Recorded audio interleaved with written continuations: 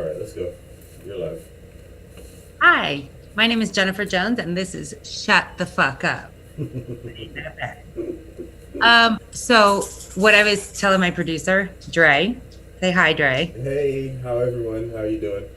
I'm, What I was listen, I'm sorry you're looking at the back of my head, but you telling, know. so what I was telling my producer was that I watched this video of these people eating food, and then somebody came up and drank their beer, and then I saw it all over the news, right? And I thought to myself, I don't have a flight instinct, nor do I have a freeze instinct. I wonder if they ever approached somebody who wasn't vulnerable in that age group or looked afraid of them, how that would have went down. And if the person who grabbed the drink would have gotten hurt by, like, say, someone who is not afraid to fight back, Right. um, would they then declare this person racist and try to ruin his life? And would this person wind up in jail? I mean, those are very, good questions. And probably so. You'd probably be absolutely right. Probably would. Yeah, I just feel like at some point, when does reason come back? I mean, you came to me, you took my property, which is theft, because I'm paying for this dinner. Right. I ordered it. Once it was put in front of me, it was therefore my property. And then seriously, so then I mean, I'm assuming so, because property is what, 9/10 of the law? Right. But okay, but you're in the person's restaurant then. So, Yeah, but I ordered the food. The food is going in my body. I have to pay for it. okay, so but if we're gonna use the terminology of not of property being nine tenths of Or the law, possession. I should say possession, possession. right? Possession. And so I mean, technically, you're in their possession while you're in their restaurant, no? No, because I, as a human, cannot be a possession. That's slavery. Okay, all right, all right. Okay. So what I'm basically saying is that's my food. You touch my shit. Like, that's not gonna happen. That's not gonna. I'm not gonna sit there like that lady did and just, oh my God, what do we do? That's not gonna happen. You don't think that's happening? No, and I keep getting Karen. Listen, I was in J.C. Penney's the other day with my kid. Did you just say you keep on getting Karen? Is that what you Yeah, just said? yeah, I keep getting Karen. So I keep getting mass Karen. Okay, Mass so Karen. it's hard for me to breathe. Okay, Okay, okay. I have really I have asthma, and I have really bad, like, sinuses and stuff like that. So you don't really wear a mask? No, When you I don't have do. to? I do because it's required and I have to go buy stuff. But I try not to. I got you. I got you. So I was in there shopping, and the whole time I pretty much had it covered my whole face, but I pulled it down a little as we were walking towards the exit because I needed to breathe. Honestly, I'm not gonna lie. And yes, it was selfish, and no, I don't give a fuck. Shut the fuck up. If you see me like that and you're scared about it, bitch, stay over there. What happened to social distance? Right, right. Why are you so close to me? Right, right. My mouth is still covered, so if I fucking sneeze, you'll be all right. But I mean, okay. So, but what are the people? I mean, people are gonna say that the thing is airborne, and you're not caring about people. But like you said, no one knows what your situation is. If you're so fucking afraid, stay inside. Just lock yourself in a bubble. I heard so I was watching, I don't remember if it was like Ben Shapiro or no, it was Joe Rogan. I was watching Joe Rogan, and the guy said, it's like there's danger out there, and that I'm afraid of danger, but I want everyone else to be wrapped in bubble wrap. You know Okay. what I'm saying?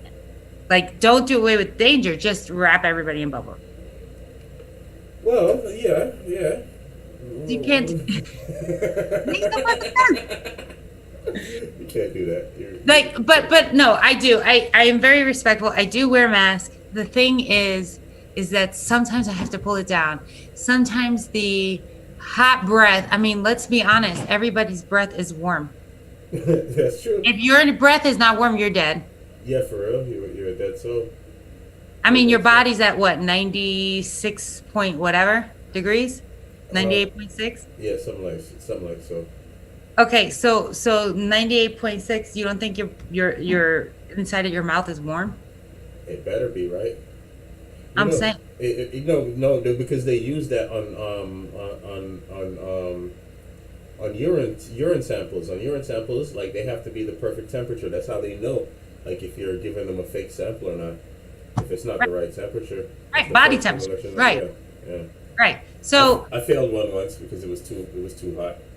Nice. The nurse was like, there's no way in hell. Did you put it on the dashboard with the heat on? I did that. So anyway, I pulled it down a little because honestly, I mean, it was like condensation, hot ass humid air in my mask. I mean, it was just too much. It was too much. Yeah. And so I pulled it down a little, and this 19-year-old ginger said, "That's not how you wear a mask." And then she's like, "You should cover your nose." Oh, and, wow. like, just yeah. out of the blue, just like, where did you come from? And my response was, "You should go fuck off." You would. I was like, "Don't fucking Karen me, bitch." And I just walked out. You would. My kids are like, "Mom." Like, so I was in BJ's also. Okay, so I live in New Jersey, and I'm talking about the BJ's on Route 23. Anyway, I was in BJ's with my husband, and same thing. I had pulled my mask down a little. The lady at the customer service counter had her nose sticking out of her mask. The guy that was filling the shelves in that pallet, whatever, mm-hmm. He had his mask down. People were all over there with their mask down. Some people just were pulling it down all together. Right. So I pulled mine down, and this lady walks past me, and she's like, "Cover your nose, cover your nose. You should know how to wear a mask, cover your nose." And I said to her, "Are people just picking on you, Jen?" I said, "Go fuck off." and the thing is that, like, I know I should have more respect, and I know I shouldn't be that rude. It's simple to be rude. You know what I'm saying? I think that was pretty rude of her to invade to come. Right. But I have self-accountability, and I know that I should just keep it pushing. You know what I'm saying? But lately, with all the shit that's been going on, I just feel this urge to be like, fuck you. Like, right. randomly. It's terrible because it makes me an angry individual, and that's just not a good thing. You had let's tell the people what they can expect tonight. You got a couple of well, I kind of want to go through this, just a little bit of politics, and then I want to go through something I had seen. Anyway, so let's start with this politics. Like, did you see Joe Biden play Despacito to the Latins? No, I didn't see. I heard about that, but before you get into that, I'm just gonna if you're tuned in right now, we are gonna cover the cuties, correct? So we're gonna cover cuties. Oh yeah, we are gonna cover cuties. Absolutely. I think it's way relevant. And listen, I watched it in whole before I even saw the little clips. And then hold on, and then we're also gonna cover the white Black Lives Matter allies, right? You wanted to cover that, and then what else did you say you want to cover? How everybody is getting up and leaving California. Okay, so let's get into it. Which one do you want to hit first? Let's talk about California for a second. Okay. So Joe Rogan left California. Ben Shapiro is leaving California. Oh, you know what else I really, just a quick thing about Cari B and Candace, okay? Remind me about that. I will. Cari B and Candace, okay. But I it's amazing how quickly in droves people are leaving, billionaires and large corporations just up and leaving California. Why? What do you think? What do you think is going on behind that? Well, I mean, it's these communist laws, and I mean, think about this. They can only like use certain amount of gallons of water, right? So at a certain time of the day, they shut power down, they shut water down in certain places. Like they're like rolling blackouts and are you insane to me? Like, are you kidding me? And they pay the highest taxes in the country in California. Yeah, And they're I've heard paying that. I've all heard these that. taxes and they can't even use their electricity the way they want, run their water, you know, whatever. And now they're like losing their shit with this fire. Um, and as far as the fire goes, apparently somebody set the fire, some arson guy, right? Hmm. And they caught him or whatever, which is excellent and more power to them. But they're simply denying that leaving dry brush at the bottom of a forest is not going to catch fire. So I mean, okay. So I was talking about that with my. What's your complete take on that whole I believe it has a little bit to do with climate change. I believe it has a little bit to do with the fact that they're not clearing out the forest properly. And I think it has a little bit to do with arsonists. I Okay. think, I think that there is a combined truth in all of it. Hmm. I don't think, oh, hey, it's all just the forest floor, because there are plenty of places, you know what I'm saying, that are dry and hot and just don't catch fire as wildly as California has been lately. And if you deny some sort of pollution, or I mean, have you not seen a landfill? You can't possibly tell me that that doesn't cause some sort of pollution and some sort of disrupt to Mother Nature. Yeah, absolutely. I mean, it has to. It has to. So, but some, like you said though, multiple things can be true at one time. Because one thing I do know for sure is that you get you do get, the forest. If like out here in Everglades, for instance, Okay. we get that the sawgrass starts dying, and in order for Mother Nature to correct itself, then a lightning will strike in the right place, and it'll catch that brush of fire, and it'll clear out itself. Otherwise, the Everglades would just sit there and rot and die out and kill all the nature. But they do get crazy about it on the news once in a while, because a lot of people build their houses right next to the Everglades, Yeah. which I just think maybe you should have built your house somewhere different. Personally, Yeah. Well, I mean, maybe they just enjoy that area. Maybe that's the piece of land that their family has owned for a very long time, and it just happens to be swamp. no, that's all new money out there. It ain't even like that. It's not like Jersey or somewhere up north where you got these old money areas where you have a case. You could have a case like these. All this stuff has been built in the last 20 years. There are Oh, no, there are yeah. no parents left Yeah, nothing. see, that's like people who live on the side, like in California, how they live on the cliffs with stilts. Hmm. And then they don't think something's gonna come take this out, or the rock's gonna slip. Like I couldn't do it. I couldn't Right. do it. Personally, I can't do it. I'm a little bit too pragmatic for that. Like people who live like right on the beach in hurricane zones, and Well, then well, are like that surprised when their house is flooded. well, that would be me. That would be me, because I ain't even gonna lie. As soon as I get enough money, I'm buying a house on the ocean, and I mean, I live in Florida, so you know what I mean. Yeah, yeah, you're in the heart it, of the hurricane. it is what it is. It is Yeah, what it is. Hey, good insurance. Good insurance. That's I, right. I know, I know. Okay, so let me just touch on Cardi B and Candace real quick. Yeah. What's up with So, Cardi and Candace? um, Candace Owens, I mean, besides the fact that she dragged Cardi B, but Candace Owens said something that I thought was very vital.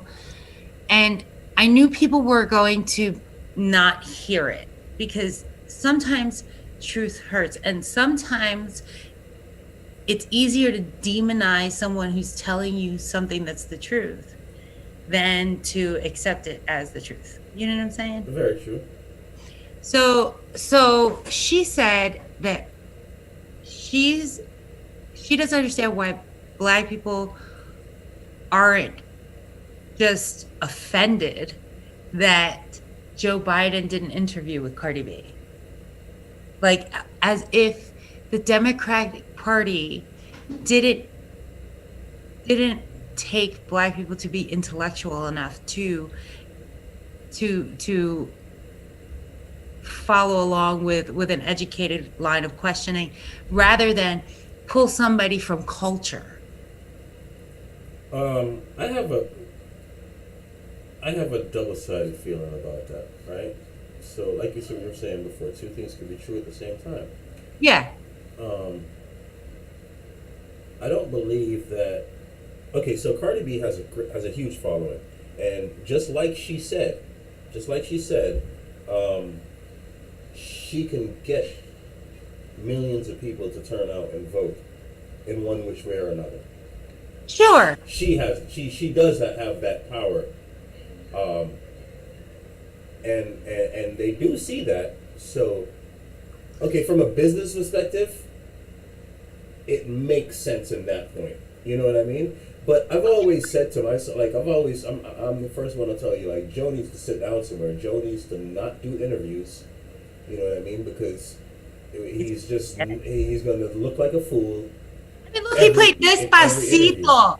He played Despacito to la gente latina as if we were stupid. Like, just because you play the intro of some Spanish song that came out in like 2019 with what, I don't know who the hell it was. I'm sorry. That's not pandering to the 10th power in your face and saying fuck you, essentially. Yeah. I'm a pander to you and you just gonna gobble it up. The fuck you. What do I look like? I'm stupid? I mean, that's really how they treating it. That's how they move, though. That's how the Democratic Party moves. You know you're on video walking through here, right? That's why that thing is up. So you're supposed to go by the other way, and now you freeze right in the middle of the video. Thanks, good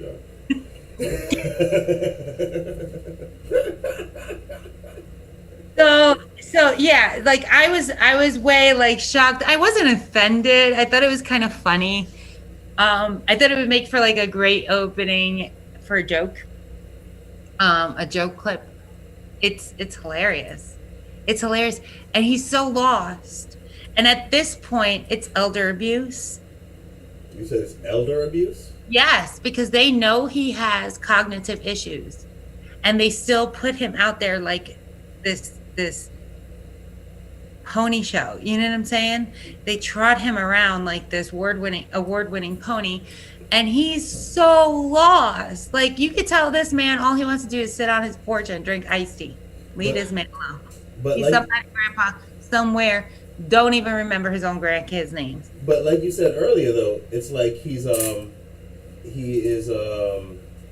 what's it called? It's not really his campaign. It's Kamala's campaign. But she definitely slipped up and said it, right? From what you were and I believe Biden has slipped up and said it too. Biden slipped up and said it too? Yeah.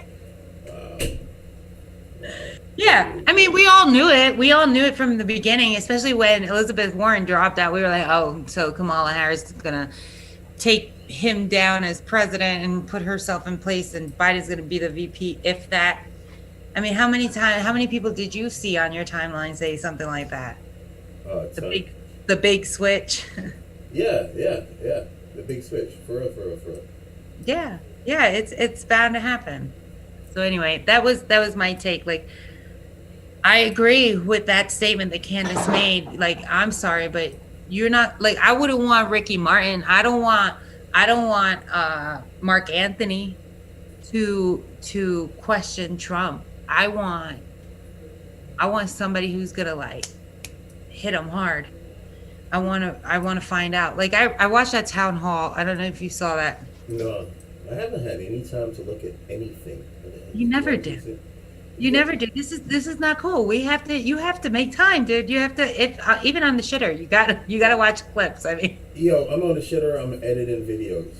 You think this is a like, I'm serious. It's like I really don't. I honestly just don't have the time. But I get a lot of information from you guys though, because you guys are, you guys are.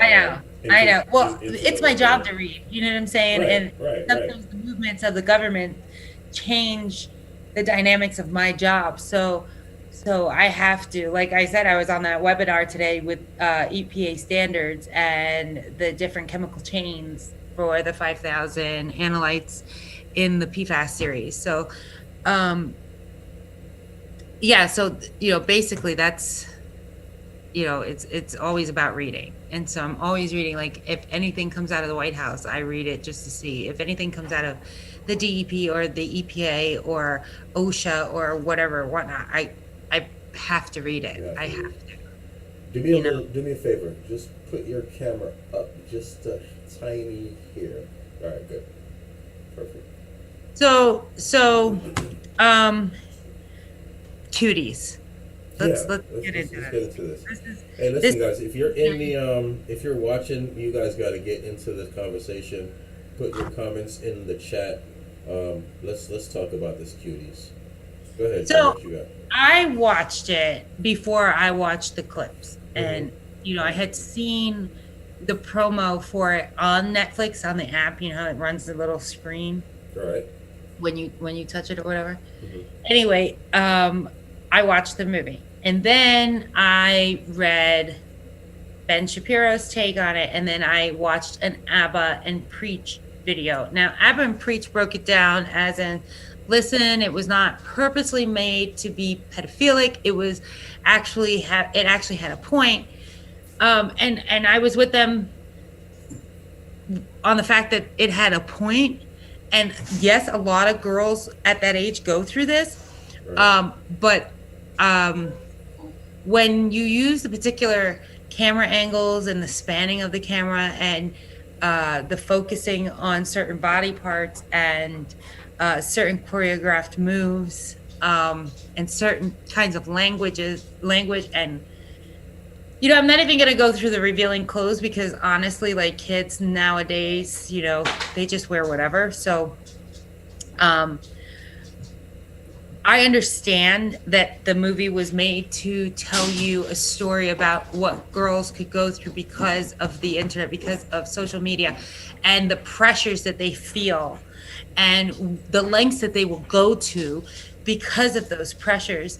And I totally get it. I was a girl. I didn't have internet and I didn't have social media, but there were pressures, and I totally understand. It's funny you said I was a girl. No, like I was a little girl. I know. And it's about not just social media issues. It's about her own issues, in the process of trying to find herself and deal with her mother being sad because her mother found out that her husband is taking a second wife. They're from Senegal, okay, and they're Muslim. So there's a lot going on in this movie. And while I totally get that there was a point, and I totally accept the fact that this was done because it was a very strong message that needed to go out. What I do not support is how it was done. That same message could have been done in a different way. And now this is where I disagree with ABBA and Preach. They said, and I agree with Ben Shapiro, is they said, well, sometimes you have to be made uncomfortable to the point where you're disgusted so that the feeling and you can relate or whatever the case may be. Well, here's my argument to that. We all know, or so that you can understand how depraved it really is, this grooming or this girls throwing themselves at social media, just trying to get likes and whatever and whatnot, right?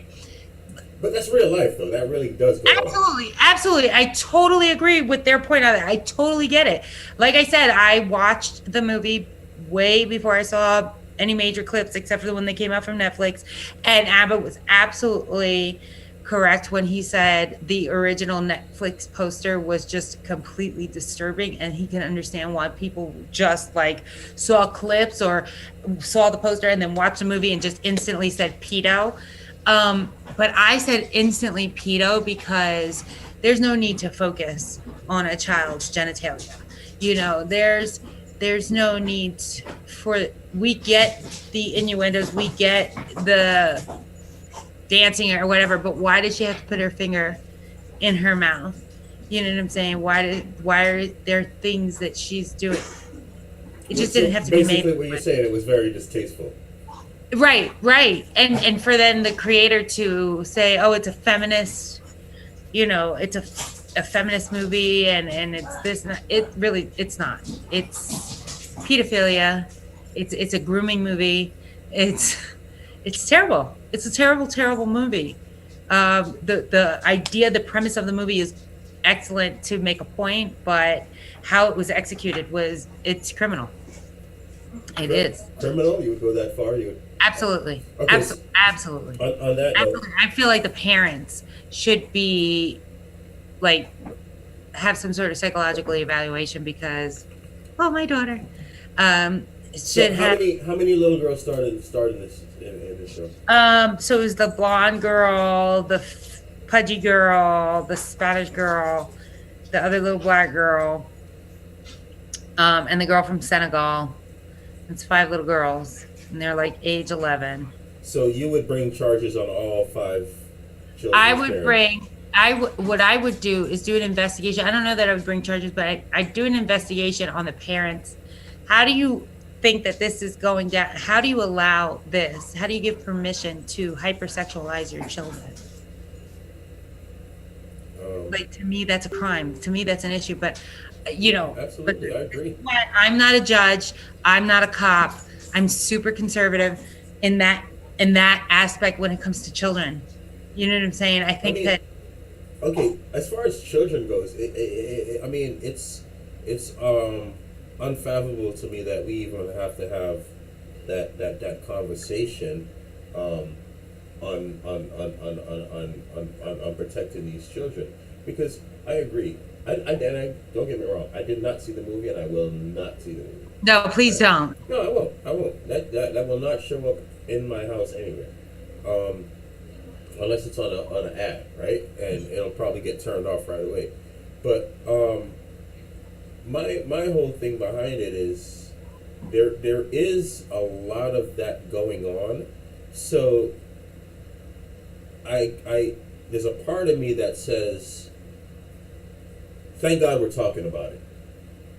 Well, yeah, of course. And that was essentially what the movie was about, to get everybody talking about it. But I think that it pushed the line a little too far. I mean, everything has a limit.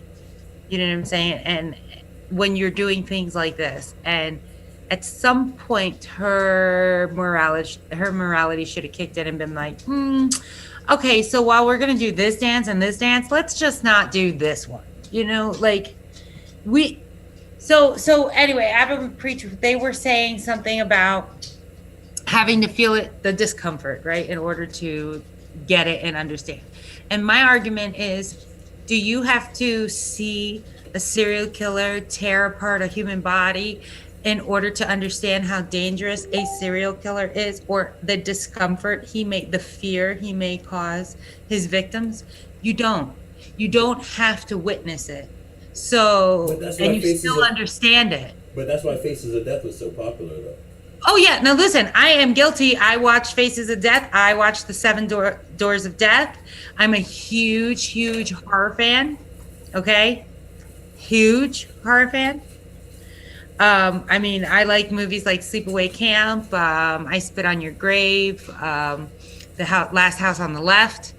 You know, if you haven't had a chance to see any of those hard movies, You know me. I know, but everybody's got a day that eventually that they can watch a movie and listen. If you're gonna watch a scary movie, I say Last House on the Left is probably a good intro. I Spit on Your Grave is it's a little too harsh. Like, I mean, she's got a guy in a bathtub and she cuts his wanker off. I mean, and it's right there. They show you everything. Like that sounds a bit much.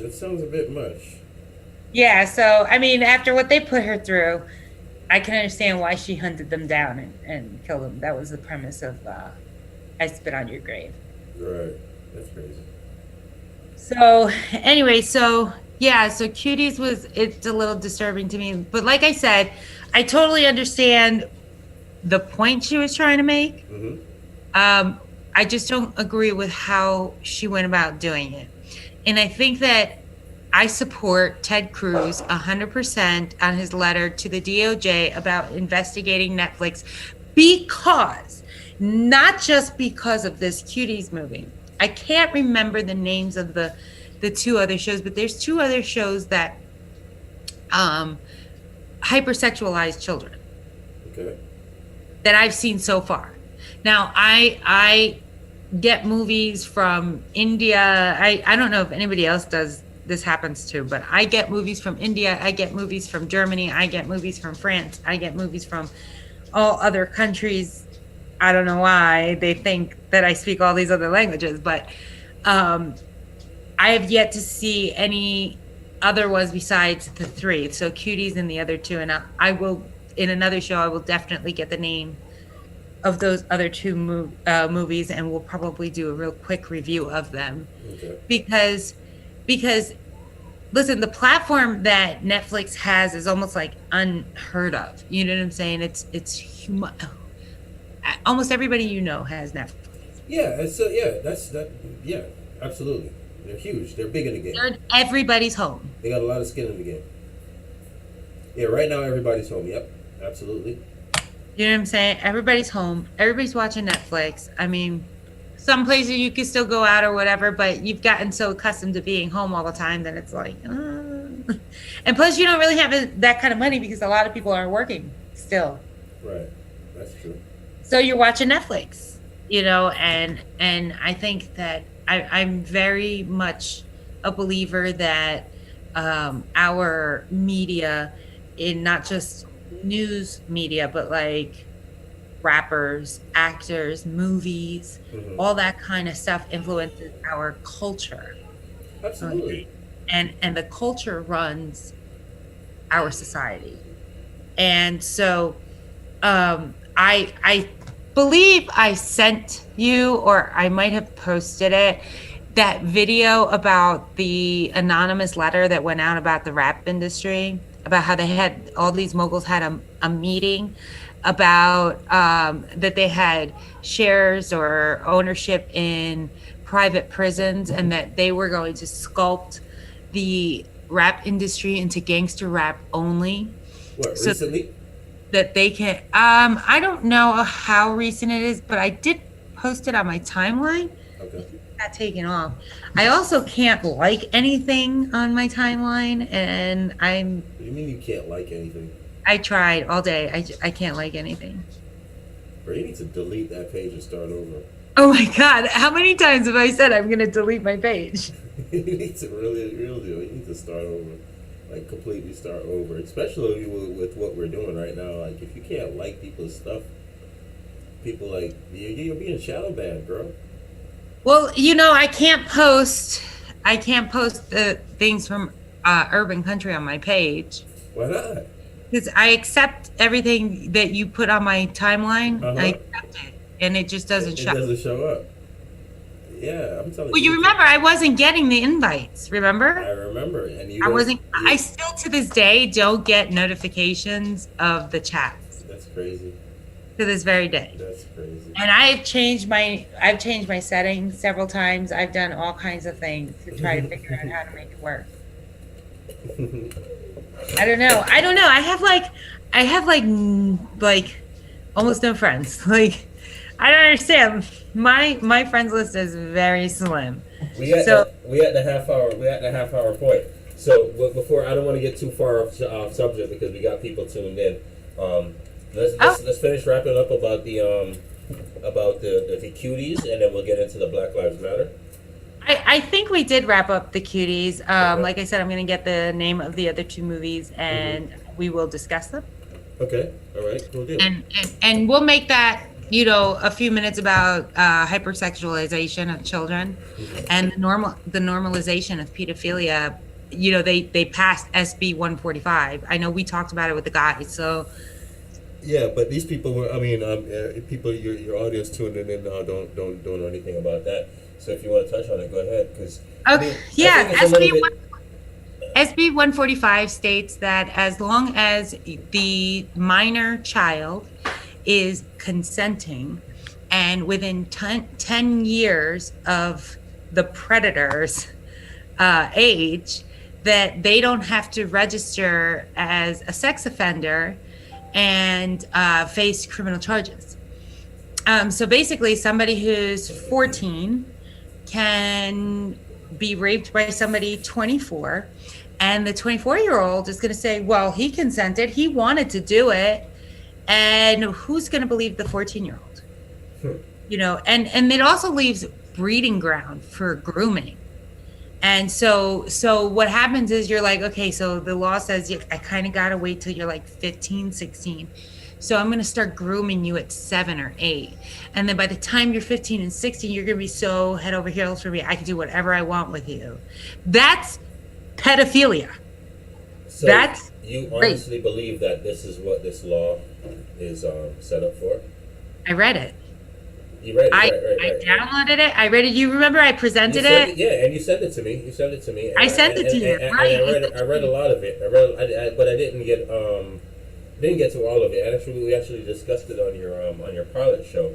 But yeah, and it, the police union in California was like, this is terrible.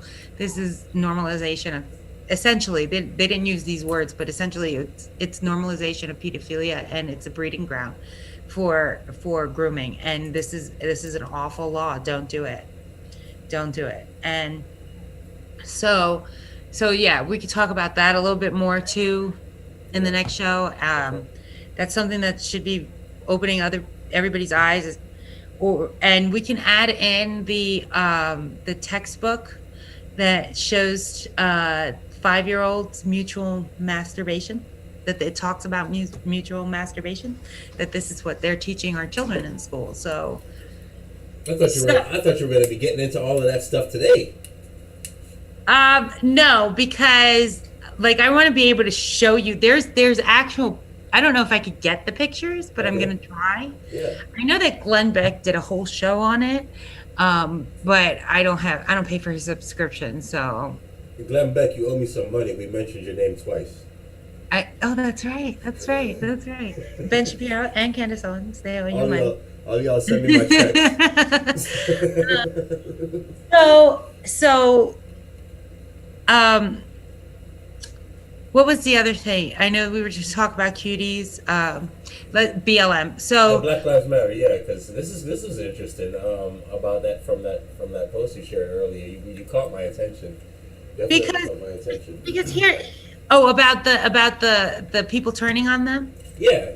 Actually, it wasn't a post; it was a video you sent me. I mean, if people aren't adding 2 and 2, so gun sales have gone up exponentially, right? And it's not a whole bunch of conservatives buying guns, because guess what? Most conservatives already own guns. Have their guns, yeah.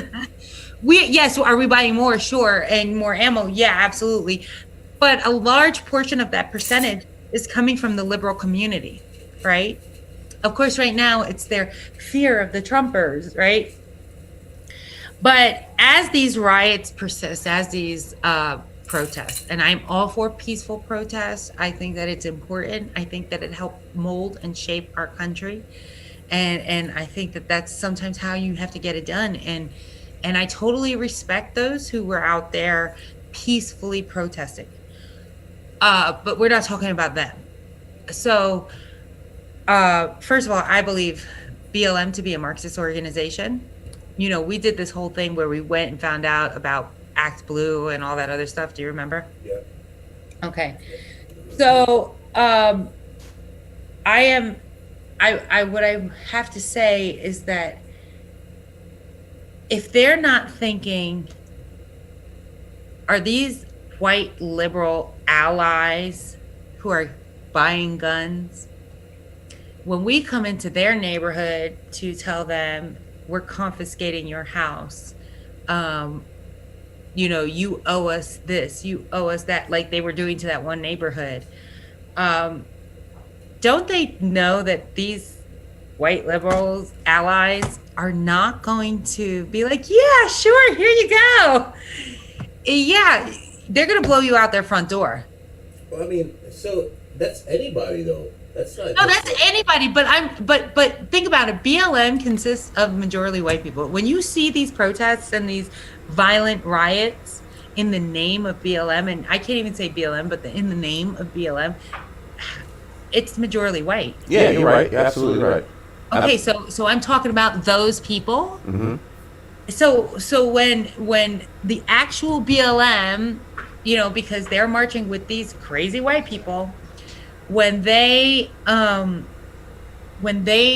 start coming to these crazy white people's neighborhoods and try to take their shit, don't they think that these crazy white people now have guns and they're going to turn against them? I mean, I don't understand. Okay, so why would? Well, here's my thing. And, you know, devil's advocate here. Why would a white Black Lives Matter group of people bring that chaos into their own neighborhood? That just wouldn't make sense to me. Because young people are stupid. So I work with 2 senior citizens who are very liberal, who went to the Black Lives Matter march. They got on their knee for 8 minutes and 46 seconds. They support Joe Biden all the way. They swear by Obama. You know, I mean, like, true to life. Trump is a maniac. They have TDS all the way, Trump derangement syndrome all the way. They bash all day long. Like, I feel like I work in an airport. All it is CNN and Rachel Maddow on the fucking Don Lemon and Rachel Maddow on the television all day long. It drives me nuts. But I don't say anything.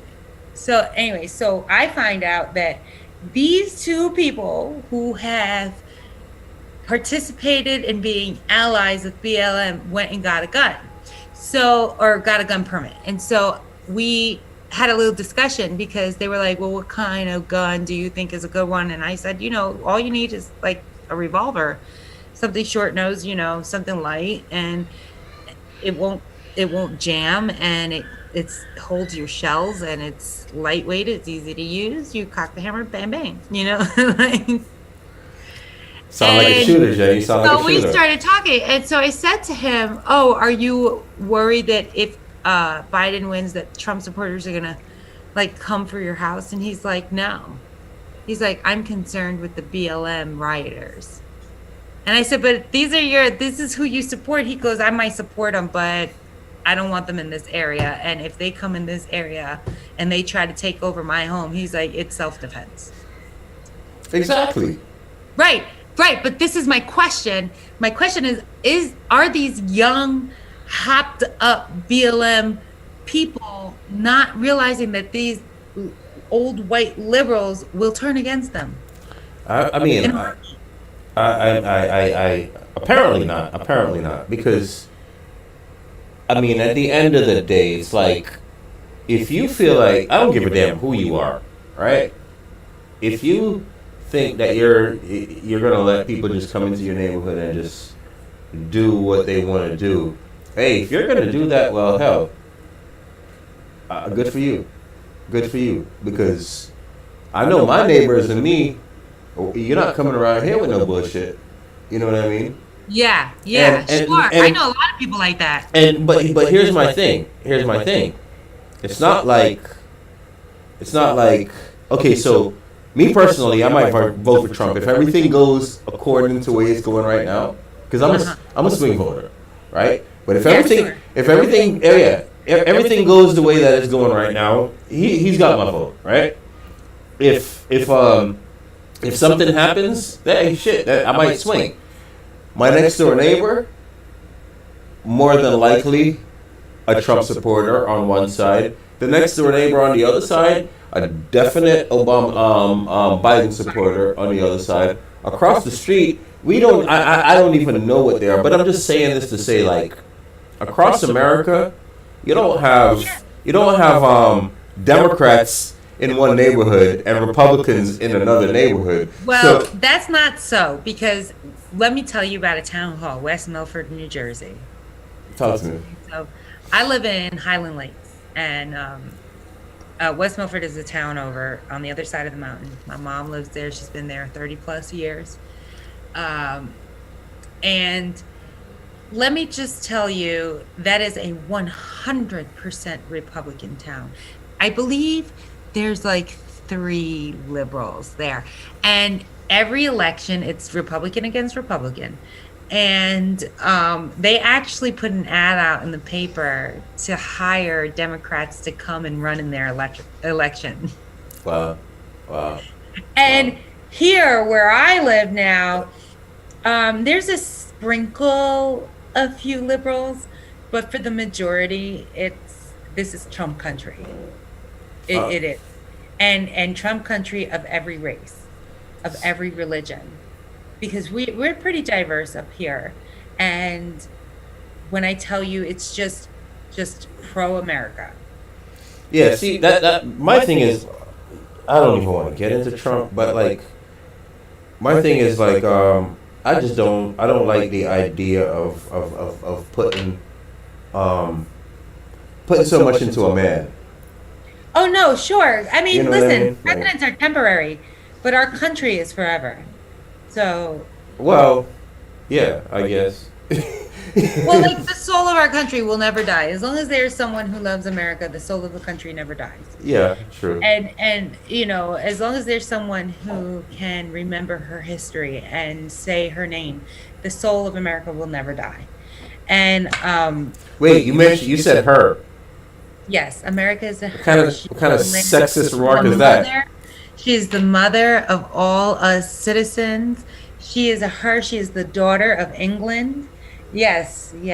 So men just the hell with men. So the hell with the fuck. So wait a minute. Let me get this right. So the hell with all the men that put this shit show together, right? And came up with the Constitution and all of that, right? Forget about all of these guys. This is her. The Statue of Liberty is a woman. So She's a Jersey girl, but that's a whole other argument. yeah, she's a Jersey girl, all right. Yeah, But that's exactly like you said. That's a whole other argument. Yeah, she's on the Jersey side of the river. I'm sorry, Yeah. No, she's a Jersey girl. That's why the saying says Jersey's always got her back. 'Cause No. she's a Jersey girl, but whatever. So yeah, listen, America is a woman gender. We recognize her as a her. And that's just the way it is. I mean, God is usually recognized as a him. So that's fine. I mean, not many people argue with that. So because we're gonna take God as a him, then we're just gonna go ahead and take America as a her. Hey, we all gotta have our piece, okay? Well, okay, all right. I'm not I'm gonna. saying, I'm not gonna take it from you. like, have you ever heard the terminology Mother England? No. Really? Really? You've never heard anybody say that, you know, America and England have this relationship like a mother and daughter, and at some point, America just had to break free and have her own life. So she went through this whole bout with her mom and had a big, huge fight, and she stormed off and kicked her mom, or she moved out on her own, and then her mom came and they got a really big fight. And so she kicked her mom out of her house and told her, "These are my boundaries." I thought that was all dudes. I didn't know women had nothing to do with that. Oh I thought that was all dudes. As the representation of the history of America and England. And you know, people have said before that America is like England's daughter. You know what I'm saying? Yeah, I get it. I get it. I get. Trust me, I get it. I get it. I'm just, Yeah, you know, you it is what it is. You know, listen, men get a lot of accolades, they get a lot of things, you know. know. We can take what we can get. So Okay. let's talk So real y'all quick. can, yeah, you can have America. Now that we're talking about, you know, I guess the patriarchy, right? Because essentially that's what you're telling me, that the patriarchy should rule, right? So I am so anti-feminist. Like, so let me tell you, I am not a feminist. I used to like the old way of feminism, but this new witch hunt feminism, Witch like, hunt feminism. yes, it lends itself to the proliferation of the baby mama. You know what I'm saying? And all Whoa. races, not just one particular race. Because Yeah. look at how many of our kids are baby mamas. Hey, listen. But that's the day and age, though. That's like, hey, Cardi B is That's about the to be a culture. Cardi B is about to be a baby mama. But I'm saying that's the culture. Yeah, that's And what I'm saying. Like Cardi B, if Cardi B could be a baby mama, then hey, I'm, I I'm mean, saying then what's I, wrong with what's wrong with Keisha being a baby mama? If Cardi B could be a baby mama, because you can't raise a child properly with only one parent. okay, I and agree. and I listen, I believe I give full support to single parents. They have the toughest life possible, but I am a firm believer, and this is just me, like, I'm not saying, I mean, I've read it as fact, but I'm just saying right now, this is my opinion. I'm opining on the situation. um you cannot have a well-adjusted, well-rounded child completely every single time you raise a child without both parents in the house. Now, that's not to say that there are not anomalies where kids become these amazing human beings and they only had one parent, albeit a mother or a father or grandparent or whatever. You know what I'm saying? It's not to say that kids who grow up in foster care can't become this amazing person and change the world. That's not to say that. What it is to say is that statistically, even Obama said it, and he no one has ever put it as eloquently as Obama when he said you are 9 times more likely to wind up in prison if you do not have a father in the home. So And I think it's like 20 times more likely to be hooked on drugs. okay, let me ask you this on that note, because you were talking about that later. I mean earlier, but on that same very note, as we talk about the absent fathers, what's the statistics of little girls being way too grown when there's not a father home? What are those statistics? That's actually very high. They actually did a study and they found that girls who don't have fathers in the home, a male role model, they tend to be sexually active at a younger age, and they tend to be highly promiscuous. Highly promiscuous. Highly promiscuous. And so, you know, I grew up in a household, in a family, you know, my grandparents were there, and so I was lucky and I got to see my parents, my grandparents have been married, I can't even tell you, I mean, it's way more than 50 years. You know what I'm saying? I think my grandmother was 16, she's like in her 80s, Okay. you know. Okay. And that's how long my grandparents have been married. And that's not to say that they didn't have any relationship issues, because they absolutely did. But I think that in their culture, in that era, it was more like, we gonna stick this out. You mad? Go sit on that couch because you ain't going nowhere. You know what I'm saying? That kind of thing. No, back then, okay, so like back then, it would be divorce wasn't as prevalent. Nowadays, it's just like, okay, you know what? I married you. I understand we got these kids, and I understand we put together this life and all this responsibilities, but I can't stand your guts, so I'm leaving. Back then, it was kind of like, okay, you know what? We put together this life. We have these responsibilities. I can't stand your ass. So, go do whichever the hell you got to do. Go be with whatever, whoever you got to be happy with. But in front of these kids, You belong here, right? in front of these kids, you're gonna sit here. You're gonna come home and have this dinner. You know what I mean? And you gonna go to work and you're gonna pay these bills. You know, I know that's right. And I'm gonna cook. That's exactly right. You're exactly right. I totally agree with you. But I also think there was an idea of we can make it through anything. We can work together. There is, divorce is not an option. And so that I'm so ever so grateful that I was able to carry that through into my own marriage, because my husband and I are pushing 20 plus years strong. And, we've been through hell and high water together. And, like honestly, sometimes you just look at your relationship and you're like, damn, I can't believe we made it through that. Yeah. I mean, honestly, like marriage ain't an easy thing. You know I feel what I mean? like the more you go through with your partner in marriage, not that you should be putting each other through anything, but life happens. Like recently my daughter and my dog got into a dog fight, that kind of shit. Yeah. We The dog I knows feel you're like talking the more about you him. go through with your partner, the stronger the bond is when you guys make it out the other side at the end of the tunnel, when you guys make it into the light, and it's like, oh my God, I can't believe we survived that. Yeah, just And like you'll anything never else, be though. better again. I think that's the glue. You know what I'm saying? That's what holds it. Yeah. You're like, damn, through my worst moments, you have my back. You know what I'm saying? To me, there's nothing like that idea in the whole wide world is for my husband to have my back, hell or high water, right or wrong. Right. Right. Right. I think that, and that just feeds back into culture.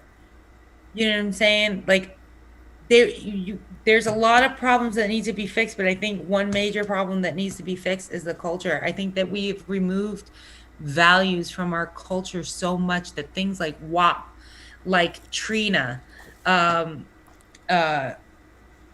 what you was say that one song she did? when you say culture, what culture exactly are we talking about? We're talking about the American It's called culture. We're talking American about culture. hip hop culture. American culture. Because if you go to China, kids behave, and kids are not over in the street fucking running around killing each other But they left listen. and right over some fucking sneakers. But they listen to WAP though. Yeah, I'm sure they are.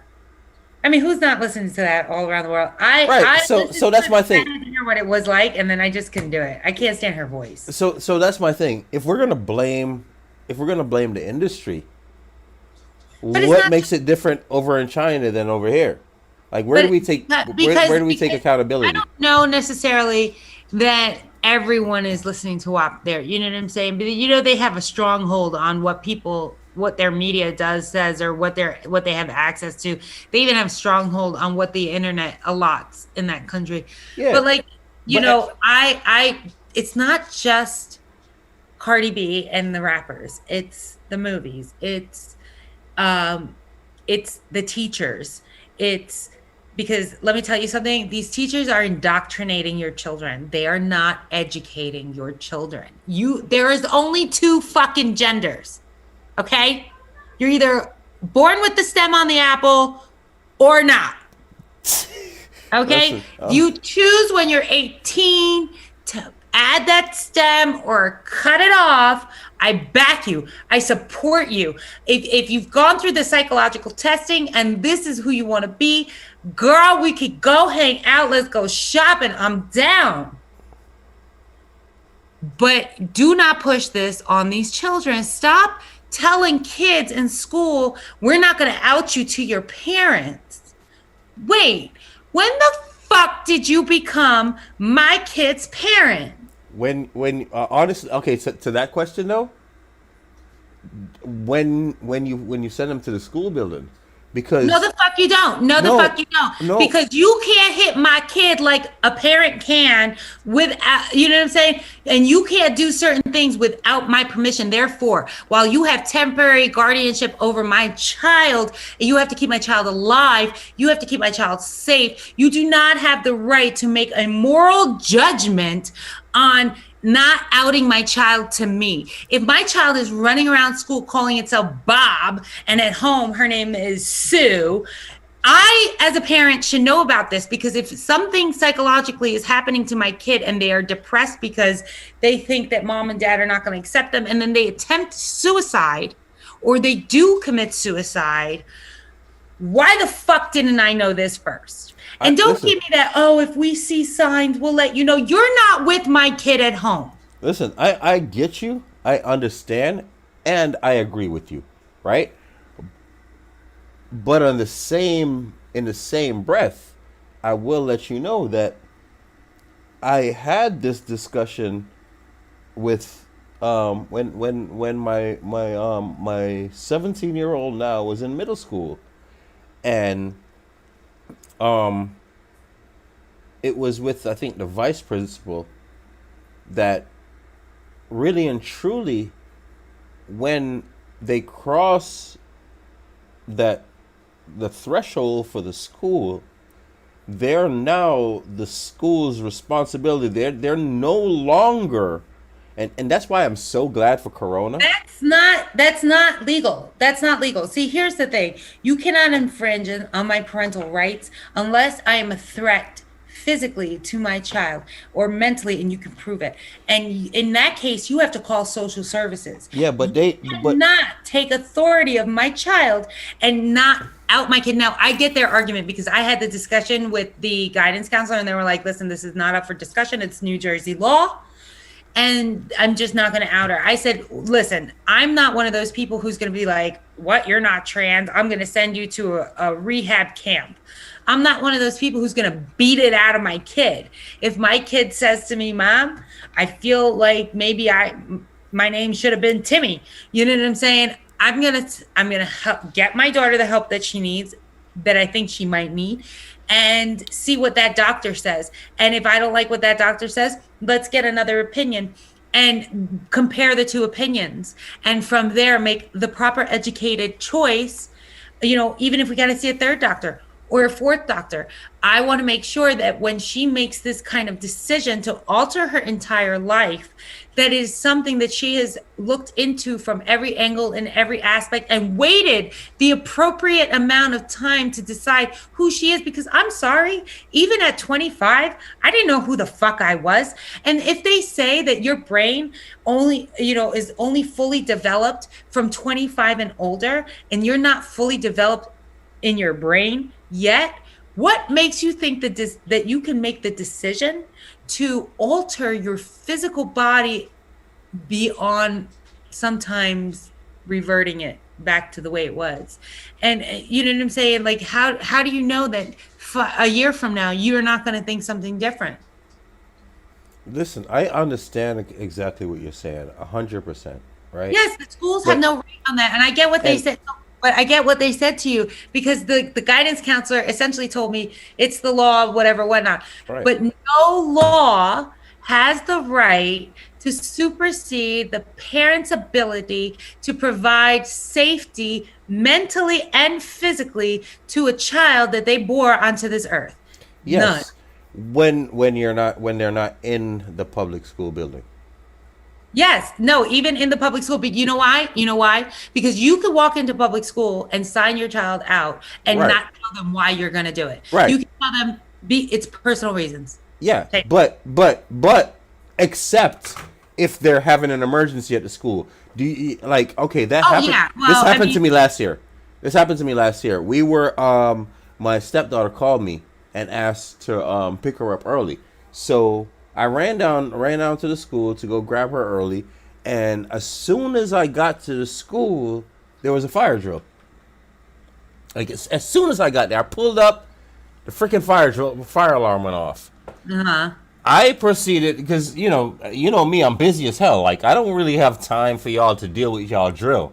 Like, I got shit to do. So I get out of my car and I go to the office, and they're, oh, we can't, we can't do anything. You have to wait until. And really and truly, I had no choice. Well, listen, Legit had no choice. An emergency or a lockdown situation, I totally get that, because removing the children could possibly endanger the life of your child. That does not mean that they are superseding your parental rights. But that's not true at all. But that's what they were doing, because if you attempt, and this is the argument, because if you attempt to take your child out during an emergency situation that could possibly endanger the life of your child, it is the responsibility of the school to protect that child from you. From the parent. No, wait, listen what you just said. Just listen to me. Let me finish. Yeah. While yes, it is their right to protect that child from you, they cannot do that when it is not physically endangering the child or mentally endangering the child to tell the parent if the child is transsexual or homosexual. Unless now, if the child's parent, and because a child will tell their guidance counselor, and you can tell from what kind of people are certain kinds of ways. Yeah. Sometimes maybe, if that child is in danger when they go home of being beat or whatever, I get it. But at that point, you call social services. You do not take it upon yourself to allow Peggy Sue to run around and be Billy Bob all day long and then go home and lie to his parents.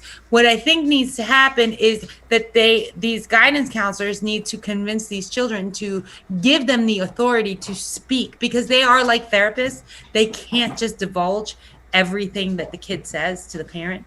I get that. But in situations, because we have already seen that essentially it's an epidemic. Suicide is an epidemic amongst trans teenagers and LGBTQ teenagers. It's an issue, and I think it needs to be dealt with. But you can't deal with it by locking the parents out. And so while, yes, you can keep a child from its parent for being in a dangerous situation, every situation is different, and you can't just put the kibosh on a parent who is, their parental rights. If they have never shown or given any reason, and the child says, no, my parents will understand, they're safe, whatever. Do you see what I'm saying? I have the right to keep that from me, because I have the right to protect my child by getting it psychological help. What if my child is suicidal and you don't know it because he's only being suicidal at home, because when he's out with his friends at school, he doesn't show that? Listen, I agree with you. I'm not disagreeing with you. No, I know you agree with me, but I'm just saying 100%.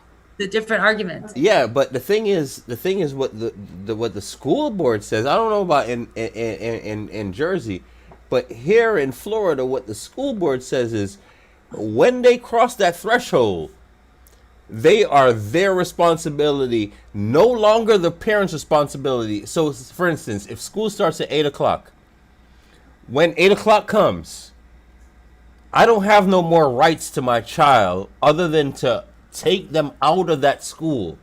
That's the only right I have to that child, is to take them out of that school. No, because you still make the decision if that child's allowed to go to a field trip, if that child's allowed to eat this or that, or can't be at the peanut butter table. You as the parent make that decision. So you can't say that they have complete authority over your child, because they don't. What they do have is the ability to protect him physically. What they do not have is the right to completely keep him from your custody, and or to hide something that can be detrimental to a child. Let me share another personal they don't situation. have the right to do that. Wait, let me share another personal situation. Personal, right? This legit happened. My biggest son, you can't see him because the camera's right behind him. He's in the Army right now. His mom was sick. Okay. When he was about 8 or 9 years old, she was sick, and the doctors in America weren't quite giving her the answers that she would like to hear. So she went elsewhere to find treatment, right? At that particular time, my eldest son, which was still in her custody, was left at her house with her brother. Her brother was living at the house.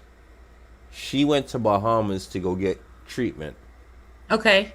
I was living in Boston. Okay. Right? Some which way or another, the school in Florida found out that mom wasn't in the state and dad wasn't in the state. Right? So they called. A guidance counselor or somebody called me and was like, listen, your son is here in school, but his mom is not in the state. You have one or two choices. I understand that the child is living with the uncle right now. So what you can do is you can sign over your parental guidance or your parental rights or whatever to the uncle. No, guardianship. It's custodial guardianship, right? For your parental rights, Right. right? I wasn't with that at all. So I was on the next freaking That's just flight. I understand why they did that. But and that's fine. I understand it. I get it. But I was like, okay, well, no, that's not happening. I'm in Massachusetts. His mom can't be there with him right now because she's in the Bahamas. I'm coming to Florida. I'll pick up my son and I'll take him to Massachusetts with me. Because he does have a parent in America, Yeah. right? The secondary parent, because I didn't have custodial rights, right? The secondary parent is still here in America, so there's no reason for the uncle to have custodial custody or whatever the case may be, whatever you might call it. So I came down here, and when I landed, he was in school, right? So I went to the school and I proceeded to sign him out of the school. Because I was not the enrolling parent, when I tell you, Yeah, you can't sign out of school. But gave me wait yeah no yeah, I definitely got my child, but it was about 3 hours. Oh yeah. You know what I mean? In the school, like back and forth, and like they were trying every which way possible to not let me take my child out of the school. At the end of the day, I'm his parent, and what I'm telling you is, you no longer have no custodial right over this child, because I'm here and I'm here to sign him out, and he's not coming back because we're going to Massachusetts. So I need all the paperwork that I need to bring to the school in Massachusetts. I don't do that. Let me tell you something. I pulled my kid from a state. My kids moved across the country and with my husband, and I didn't even go to the school. We left and we did the paperwork here in the school, and the school requested everything and the transfer from one school to another. I'm not dealing. I don't deal with the chit chat and the yip yap. I deal with my kids. I make the rules for my kids, and other people don't like that shit. Listen, I've had DCF called on me several times. Yeah, me too. No lie. Me too. No lie. Me too. I have had DCF call on me several times, and I don't give motherfuck because I've told them, yes, I beat my children. Right. No, the last one that was here, he was like, he said to me, he was like, you do understand it's okay to beat your child, like you get that, right? Bitch, right, like I don't beat my kids. I don't need your permission to whoop my damn child. You know what I'm saying? Like I'm not gonna sit there. If he fuck up, I'm gonna whoop his ass. Like, right, but like I'm not like putting on boxing gloves and blacking her eye. You know what I'm saying? No, that's not happening. I don't do those things, and I don't demean my children and call them whatever they say. Who's laughing? Is that one of your children laughing in the background right now? Listen, asking you if you're stupid and calling you stupid are two different things. They go to Jersey accent. Listen, with the Jersey accent, stupid, and then you go, "Don't call me stupid," and she goes, "I didn't call you stupid. I asked you if you were stupid." Listen, no, I don't. I tell my children all the time they're highly intelligent. Right. But when they do dumb shit, I ask them, "Oh my God, are you fucking stupid?" Are you dumb? Are you dumb? Yeah, right. Do Like, you? And are I you ask, just do dumb? you think that you are stupid? Do you think that you're stupid? You know what I'm No, saying? no. So I tell mine. Listen, you're my seed, so there ain't no way in hell you could be stupid. that's what I'm saying. So quit acting like that. I expect Like- I have really high expectations for my kids. I'm not gonna lie. Yeah. I don't live vicariously through my children. They are allowed to pick their own path. They're allowed to be who they are as long as they are happy and they are healthy and they don't hurt other people. I am good. Their idea of success is whatever they so choose it to be. No, I raise I- my children to be smart enough. I give them two choices and they have to live with the consequence of both choices either way. So I believe that I've raised them well enough. But sometimes, listen, if you're that parent, remember I told you I wanted to talk about that? Yeah. If you're that fucking parent who can't accept or admit that sometimes your kid is fucking stupid or sometimes your kid's a fucking asshole, then guess who is the stupid asshole? You. Right there. And that's a guarantee that your kid is one too, because if you're a fucking idiot asshole, you best believe your fucking kid is going to be one too. But here on that note, right? On that note, because I was that kid. I was that kid that, in my mom's eyes, I couldn't do no wrong. Fuck that. No, real shit. You could not go to my mom and tell her that Dre was out here doing wrong. Oh hell no. You Hell just no. couldn't do it because she was not having. Not my son. Are you crazy? Not my son. Not my angel. I mean, I'm not gonna believe everybody who just comes off the street and be like, "Oh, your kid did this, your kid did that." But I'm definitely I definitely wasn't no not angel. going to say that my kids are perfect angels. That's just not Yeah. gonna happen. Yeah. I've caught my kids doing bad shit. Yeah, I was an angel until my mom started catching me doing shit like. Oh, see, yeah. Like you don't commit. You're not really a criminal until you get caught committing a crime. You know. Pretty much. Like. So let me just clear something up. Yeah, and let's wrap it up because we're 15 minutes over. Go ahead. Oh yeah, let's wrap it up. Okay, so when I said that I had DCF called on me several times, all cases were closed. They were found to have nothing. Just yeah, me too. Same Same I had with a me. couple haters when I was younger. I was in a certain kind of industry, and so there you go. Anyway, so I want to thank everybody for joining us. I really, really appreciate you being here. Yeah.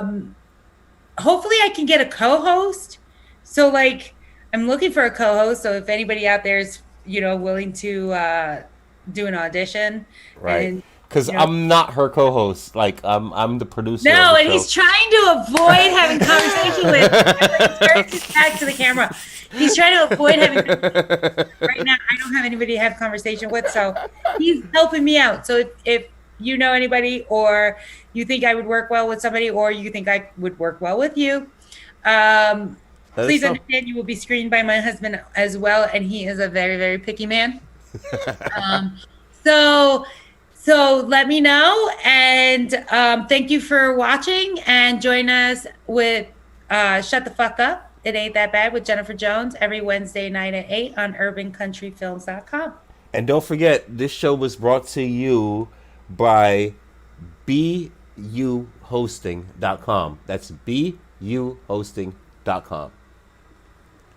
Good night, everyone. Good night, guys.